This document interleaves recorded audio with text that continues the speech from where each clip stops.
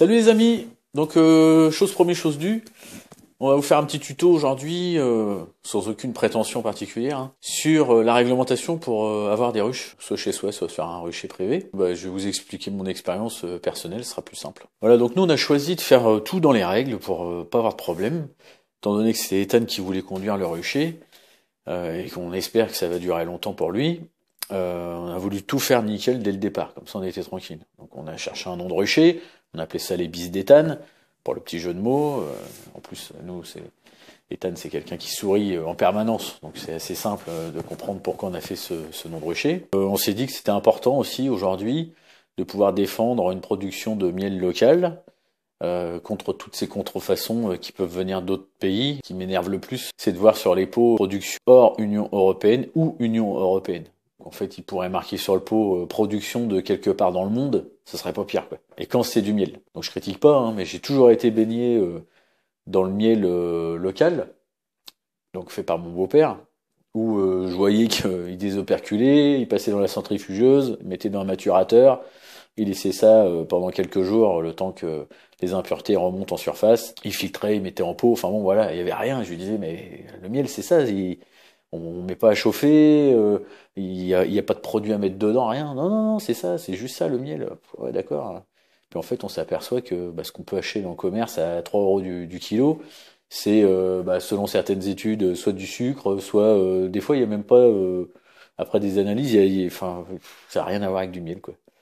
Donc vous savez qu'autour de chez vous, vous avez des petits apiculteurs amateurs. Il y a aussi des apiculteurs pros qui eux, excusez-moi l'expression, mais ont eu les coups de s'engager financièrement et de vouer leur vie à l'abeille. Il faut les faire marcher. On produit pas assez de miel en France par rapport à ce que les Français consomment.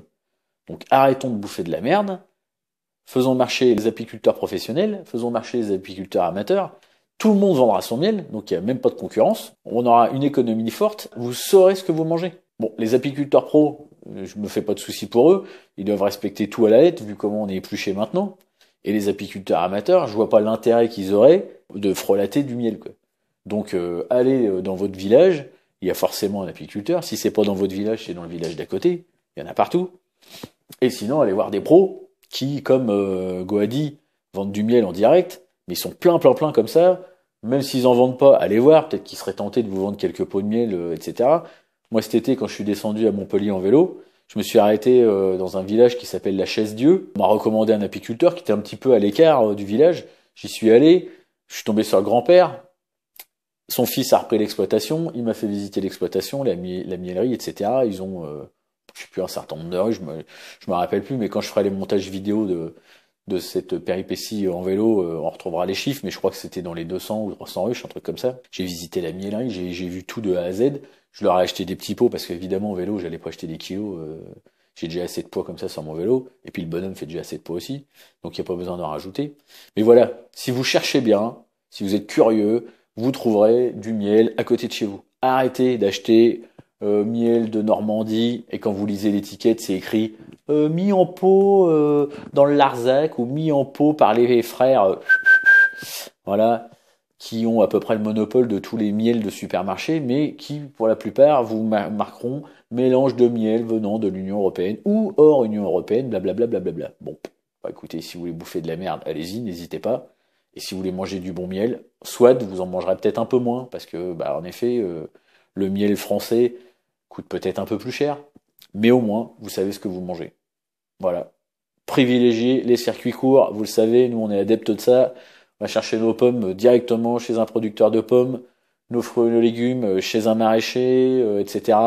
Tout en circuit court. Au marché, vous trouverez aussi des gars qui font un peu de salade, un peu de machin, tout en circuit court. Voilà. Et on est sûr de ce qu'on mange. Ou presque sûr de ce qu'on mange. Voilà. En tout cas, il y a moins d'intermédiaires. Donc normalement, le pro, il est censé mieux vivre. Et ça, c'est quand même pas mal qu'un mec qui passe sa vie à faire manger les autres, à nourrir les autres, puisse au moins partir en vacances et puis avoir une vie décente. Je ferai une vidéo un jour sur c'est qui le patron, la marque du consommateur. Pour ceux qui connaissent pas, C'est pas mal. Moi, je trouve ça cool.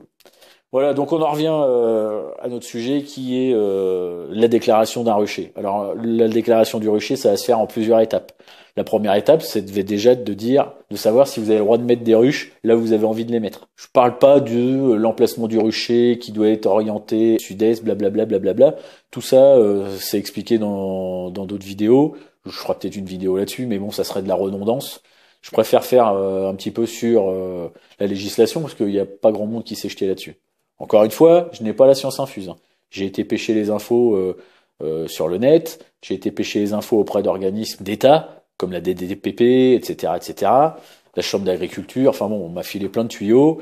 Maintenant, à vous de recouper les infos pour être sûr que dans votre cas, ça se passera bien. Donc, qu'est-ce qui régit tout ça? Déjà, c'est le code rural. Donc, le code rural, les articles 211.6, 211.7, ok, qui demandent au préfet et au maire, si les préfets n'ont pas pris les dispositions, de gérer un petit peu l'emplacement des ruchers.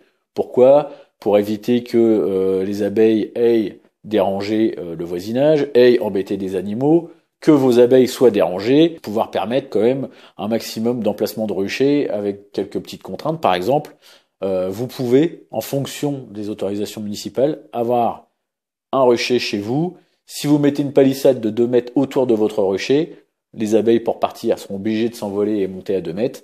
Et du coup, on part du principe que il n'y aura plus de problème de voisinage. Bon, voilà. Donc, il y a toute une réglementation qui est là-dessus. Les distances sont variables d'un département à l'autre, d'une commune à l'autre. Donc, n'hésitez pas, allez rencontrer votre maire, écrivez au préfet, demandez qu'on vous explique quelle est la réglementation dont votre village est assujetti, votre village ou votre futur rucher, et comme ça déjà vous saurez où vous en êtes. Quelles sont les démarches administratives à faire? La première démarche, ça va être de faire une déclaration de rucher. Donc je vous mettrai le lien, hein, il y a un lien internet qui vous permet de faire votre déclaration de rucher, et ce, dès la première colonie. Donc on parle souvent de ruches, du nombre de ruches qu'on a, moi j'aurais plutôt tendance à dire du nombre de colonies. Ok, là on peut très bien avoir 20 ruches à la maison, mais 3 colonies dedans parce qu'on débute. Donc vous vous doutez bien que vous pouvez pas dire que vous avez 20 ruches, vous avez que 3 ruches, 3 colonies. Donc c'est le nombre de colonies qu'on déclare. Il faut aussi déclarer si on fait des nucléis, si on fait des ruchettes, etc., etc. C'est le nombre de colonies complètes. Okay. Chaque fois qu'on a une boîte avec des abeilles dedans, en gros, ça fait une colonie. Et ça, on doit le déclarer. Donc c'est pas la boîte en elle-même. Vous imaginez les pros qui ont 1000 ruches pour en avoir 7 ou 800 sur le terrain, ils vont pas déclarer 1000 colonies, ils en déclarent que 700. Pourquoi? Parce que tout ça, ça va permettre de suivre la vie des abeilles, savoir si elles se portent bien au niveau sanitaire. Si par exemple il y a une maladie qui est découverte non loin de chez vous, on pourra vous prévenir en disant attention, il y a 2 ruchers à côté de chez vous qui ont été fortement impactés par la loque, donc soyez vigilants quant à vos ruchers personnels, etc., etc. Donc quand vous faites votre déclaration de rucher, qui vous permet donc d'avoir un suivi des colonies au niveau national, on va vous donner un numéro NAPI. Je sais pas si je le prononce bien, mais je pense. Numéro de NAPI, ça veut dire numéro d'apiculteur. Alors, il y a encore quelques années, c'était le numéro du département, plus 4 chiffres.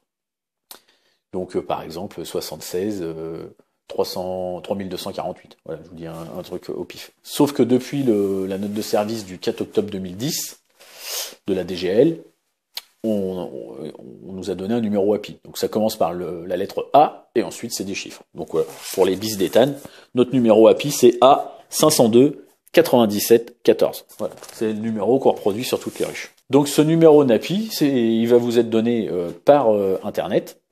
C'est votre numéro, en gros, d'immatriculation en tant qu'apiculteur. Voilà, en tant que propriétaire de colonie.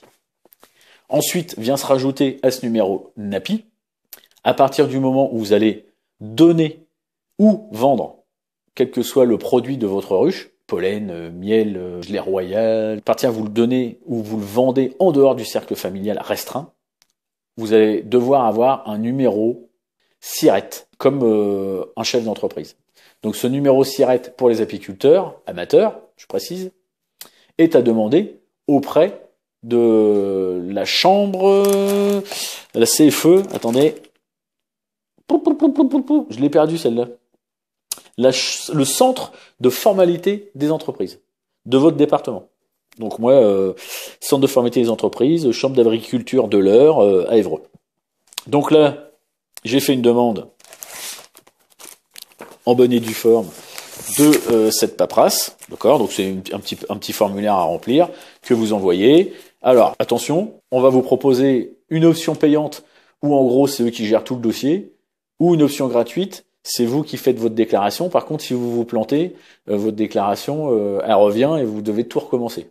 Bon, moi j'ai pris le risque de le faire gratuitement et en fait il n'y a aucune difficulté à remplir. Voilà, c'est assez simple, il n'y a pas d'erreur, ça se fait tranquille. Ça a pris 15 jours et j'ai donc obtenu auprès de la CFE, de la Chambre d'agriculture, de la CFE, un numéro SIRET. Donc là, vous voyez, c'est mon récépissé de dossier, de dépôt de dossier, de création d'entreprise. Voilà, mon dossier était réputé complet quand je l'ai envoyé et donc quelques jours après, j'ai reçu mon numéro SIRET. À cela, automatiquement, la CFE va transmettre votre courrier à l'INSEE, à la MSA, donc la mutuelle sociale agricole, et au centre des impôts, évidemment, automatiquement, tout le monde est averti. Donc la MSA m'envoie un courrier pour me dire que elle ne procède pas à mon affiliation, puisqu'en fait j'avais déclaré à l'époque une seule colonie, donc il n'y avait pas besoin d'être affilié. En effet, pour être affilié à la MSA, il faut au moins avoir 50 ruches. Et ça, c'est que pour être cotisant solidaire. Si vous voulez être vraiment considéré comme un professionnel apiculteur et bénéficier des prestations sociales d'un professionnel apiculteur, donc en gros entre guillemets une sécurité sociale, enfin des prestations maladie et des prestations accident du travail, il faut plus de 200 ruches. Et évidemment payer les cotisants. Ok, donc j'ai reçu une lettre comme quoi j'étais radié, voilà, tout suit. Voilà, et mon numéro sirène, c'est ça, certificat d'inscription, numéro sirène et un numéro SIRET. Voilà, ça c'est ma chambre d'agriculture qui me l'a donné. Donc ça c'est une deuxième démarche qui me permettra, quand on aura fait des récoltes, que qu'Ethan puisse vendre son miel. Donc là pour l'instant c'est sur mon nom, puisqu'il est mineur, mais quand il sera majeur, ben on fera la déclaration à son nom, enfin on expliquera qu'on avait fait ça pour comme quoi il était mineur, etc. Donc c'est un formulaire CERFA à remplir. Donc tous les ans ensuite vous avez une déclaration de détention et d'emplacement de ruche à remplir. C'est le CERFA 13 995 étoile 04.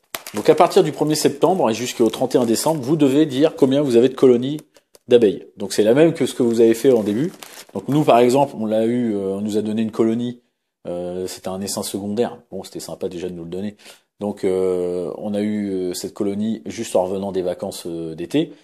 Donc on a fait une déclaration le 22 août pour dire qu'on avait une colonie. Et ensuite, on a refait une déclaration, puisque c'est ce qu'on nous demande, hein, le 4 octobre. Voilà. Pour redire la même chose, qu'on avait une colonie. Puisque, en gros, l'année fait du 1er septembre au 31 août. Et vous avez, tous les ans, du 1er septembre au 31 décembre pour faire votre votre déclaration de renouvellement de colonie. Donc il est possible que vous fassiez une déclaration en août et vous la refassiez en septembre pour redire la même chose, mais c'est pour l'année d'après. On a parlé du numéro NAPI, on a parlé du numéro SIRET qui devra être inscrit sur vos étiquettes. Donc on y va. Le numéro NAPI, à quoi il va servir? Il va servir à identifier votre rucher. Donc vous avez plusieurs solutions, enfin 2 solutions. La première solution, c'est d'écrire sur 10% de vos ruches avec des tailles de lettres faisant 8 cm de haut et 5 cm de large votre numéro NAPI.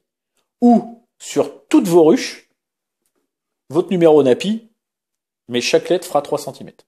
C'est vous qui voyez. Donc nous, on est parti du principe de le marquer sur chaque ruche. Il n'empêche que vous pouvez quand même avoir un panneau annonciateur de votre rucher quelques mètres avant votre rucher, avec votre numéro NAPI dessus, les lettres et les chiffres de 8 cm de haut, 5 cm de large. Ça aussi, vous devez le faire.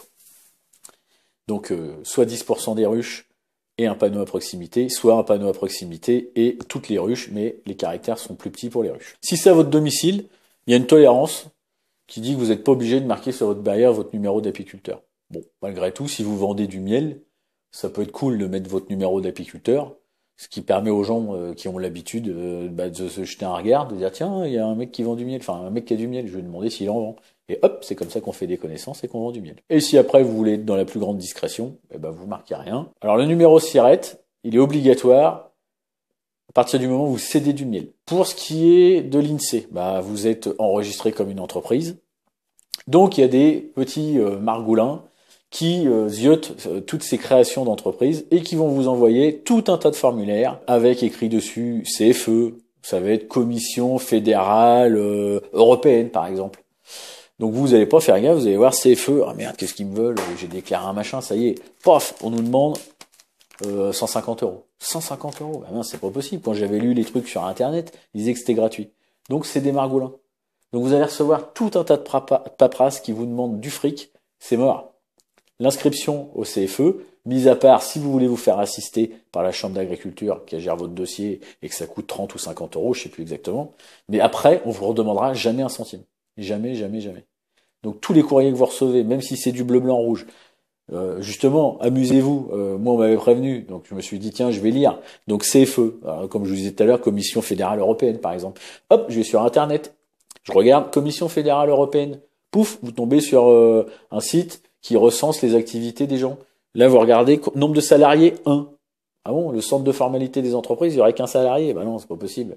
Donc en fait, c'est un mec qui essaye de se faire du business. Et puis hop, vous regardez activité principale, marketing, activité principale, développement personnel, activité principale, blablabla, blablabla. Voilà. Donc faites gaffe, vous allez recevoir des papiers de l'INSEE, du CFE, de la MSA. La MSA qui va vouloir dire maintien solidaire d'activité, par exemple. Voilà. Et puis on va vous redemander ping un billet. Donc non, il n'y a rien à donner, c'est gratos. Donc vous faites pas avoir. Si jamais vous avez un courrier, vous avez un doute, appelez la chambre d'agriculture, appelez la DDPP, allez sur internet, tapez le nom de l'entreprise qui vous a envoyé le courrier pour voir si c'est. Vous verrez, bien souvent, c'est une arnaque. Enfin, c'est pour bien souvent, c'est toujours une arnaque. Donc si vous voulez pas avoir recours à Julien Courbet, vous coupez court, prenez l'enveloppe, vous la foutez à la poubelle, terminez, vous verrez, il n'y a aucune suite. Surtout que bien souvent, c'est pour être inscrit à des annuaires complètement bidons. En fait, le mec, il se fait du fric sur votre dos, quoi. Donc faites gaffe. Ça, c'était le petit point important. Comme dirait Ethan, c'était l'astuce, les bis d'Ethan. Et maintenant, le moment que vous attendez tous, l'astuce des bis d'Ethan. Si vous voulez être pro, je vous l'ai dit tout à l'heure, pour être reconnu vraiment professionnel, il faut au moins 200 ruches. Donc on est cotisant MSA, on a la Sécu MSA, l'accident de travail MSA. En deçà, de 50 à 199, vous êtes cotisant, mais vous ne profitez de rien. Et en dessous, vous n'êtes rien. Enfin, vous n'êtes rien. Vous êtes apiculteur amateur, quoi. Voilà, vous n'êtes pas reconnu travailleur. Et en plus, il y a une activité minimum d'assujettissement, ou un seuil, une surface minimale d'assujettissement qui est de 200 ruches, je vous l'ai dit, 125 si vous êtes en Corse, ou 1200 heures de travail. Alors où est, je sais pas exactement. D'ailleurs, ça serait cool qu'il y ait un apiculteur pro qui nous fasse vraiment un truc sur la réglementation pour les apiculteurs pro. Voilà, comme ça au moins, c'est pas un amateur qui raconterait des conneries. Ce serait cool. Merci les copains. Tout apiculteur qui cède du miel et autres produits de la ruche doit pouvoir fournir les infos relatives à ses produits et à son cheptel. Donc, même un apiculteur amateur, à partir du moment où il va céder son miel ou n'importe quel autre produit de sa ruche, devra tenir un registre d'élevage. C'est l'article 3 de l'arrêté du 5 juin 2000, qui retracera les interventions sanitaires sur votre cheptel. Ça peut aussi être un petit cahier de suivi, donc un registre d'élevage, qui permet de suivre, de dire, ben voilà, tel jour j'y suis allé, j'ai vu la reine, nanana, tel jour j'y suis allé, j'ai fait ci, j'ai enlevé les bandelettes pour le varroa, j'ai nourri au sucre, au sirop, au candy, au je sais pas quoi. Enfin, quand je dis au sucre, c'est au sirop, on n'y aurait pas au sucre. Hein. Bon, enfin bon, tout ce que vous pouvez voir sur votre ruche. J'ai vu qu'il y avait quelques petites taches de caca sur la façade de ma ruche. Ah bah peut-être qu'il y a une maladie particulière, hein, la nausémose. Enfin bon, tout un tas de choses comme ça. Donc vous pouvez tout noter, c'est votre propriété, mais ça permet d'avoir de la traçabilité s'il y a un problème. Voilà. Et ça, il faut le garder 5 ans à partir du moment où on a écrit la dernière chose. Donc là, je commence à écrire, ok. J'arrête dans 10 ans, parce que ma ruche a vie 10 ans, etc. Donc dans 10 ans, on sera en 2028. Oh la vache. Et ben à partir de 2028, je devrais garder 5 ans ce registre. Voilà. Ensuite, on doit avoir un cahier de miellerie. Le cahier de miellerie, c'est ni plus ni moins avoir la traçabilité de ce qu'on fait. Donc j'ai récolté une hausse j'ai récolté tant de hausses avec tant de miel, j'en ai fait tant de pots, donc soit je fais des lots, soit je fais une date limite d'utilisation optimale. Donc ça, on reviendra là-dessus sur l'étiquette du pot de miel, qui pour moi, encore une fois, va être un gage de qualité. Si on marque vraiment toutes les infos, voilà, les gens seront contents de savoir ce qu'ils ont acheté et il n'y aura pas de souci. Donc pour en revenir, ce cahier de mielerie permettra vraiment de savoir ce qu'on a récolté, de ce qu'on en a ressorti, de ce qu'on en a fait, le pollen, si on a fait du nougat, des pains d'épices, etc. Voilà. Tout ça c'est compliqué, hein. On a l'impression que d'avoir une ruche chez soi c'est simple, mais à partir du moment où vous allez vouloir donner ou commercialiser votre miel, parce qu'il faut bien un petit retour sur investissement, ne serait-ce que pour acheter la cire tous les ans, on s'aperçoit que y a pas mal de contraintes et c'est ça la France. Malgré tout, ça permet aussi d'avoir du miel nickel. Et il faut savoir ce qu'on veut, quoi. Je rajouterai à ça deux choses. Il va falloir assurer vos ruches. Donc soit vous allez voir votre assureur de maison, qui bien souvent vous prend rien pour vous assurer vos ruches. Mais après, on est dans un monde, l'apiculture, et ça me semble pas mal. Vous avez diverses revues liées à diverses fédérations ou unions, etc., qui vous proposent de cotiser pour acheter une revue qui diffuse. Donc souvent c'est mensuel. Donc les deux plus connus, y en a sûrement d'autres, et je m'excuse de pas en parler sur la vidéo. Je m'excuse vraiment. Mais les deux plus connus, c'est l'Abeille de France, Abeille et Fleurs. Donc l'Abeille de France, Abeille et Fleurs, vous propose directement, quand vous vous abonnez à la revue, de prendre une petite quote-part pour assurer vos ruches. Je crois que c'est entre 50 centimes et 1 ou 2 euros maximum par ruche. Donc ça revient vraiment pas à cher. Forcément à 50 centimes, vous avez juste la responsabilité civile, et plus vous prenez cher, plus vous avez de choses. Mais il y a des franchises. Ce qui fait que si vous avez une ruche d'abîmée, bien souvent, ça vaut pas le coup parce qu'il y a la franchise. Okay, mais si par exemple il y a un feu quelque part et que vous avez 10 ruches qui crament, évidemment ça vaut le coup d'avoir été assuré. Bon, ensuite on fait un beau geste puisqu'on fait partie d'une union ou d'une fédération. Donc je pense que dans le milieu de l'apiculture, comme dans d'autres milieux professionnels par exemple, c'est important d'être fédéré. Ça c'est la moindre des choses. Et puis vous avez aussi une petite taxe, une éco-part à payer. Donc vous payez en même temps que la revue, qui est de quelques centimes, mais qui, entre guillemets, soi-disant, ferait passer la pastille, parce qu'on vend du miel dans des pots en verre ou dans des pots en plastique. Bon, évitez les pots en plastique, hein. Donc on a une petite éco-participation à payer. Le fait de la payer en même temps que cette cotisation-là fait qu'on est dédouané de toute autre taxe. Donc n'hésitez pas à vous rapprocher de soit l'UNAF, okay, soit l'Abeille de France, je sais pas quelle fédération c'est d'ailleurs, mais n'hésitez pas, tapez Abeille de France ou Abeille et Fleurs ou UNAF, vous trouverez forcément des informations là-dessus. D'ailleurs, la plupart des infos que je viens de vous donner, je les ai eues soit de la Chambre d'agriculture, soit du centre de formalité des entreprises, soit du site de l'UNAF, soit une page internet ou Reca, un truc comme ça. Mais bon, de toute façon, on revient toujours à la même chose. Sachez qu'il y a beaucoup de pages qui sont plus à jour, simplement parce que la réglementation a changé il y a 2-3 ans et que il y a des pages qui n'ont pas été remises à jour depuis. Donc c'est problématique. Moi, les infos que je vous donne, c'est les infos les plus à jour que j'ai pu trouver. Encore une fois, ça n'engage que moi. Vérifier auprès des instances d'État les infos. Voilà, écoutez, merci de votre attention. Bientôt une autre vidéo qui traitera de l'imposition sur les ruches. Oui, je sais, ça fait pas plaisir, mais ça fait partie du jeu, c'est comme ça. Merci de nous avoir suivis. N'oubliez pas de vous abonner. N'oubliez pas de laisser un petit commentaire, c'est toujours sympa, ça me motive, ça permet de savoir si ce qu'on fait c'est intéressant ou pas.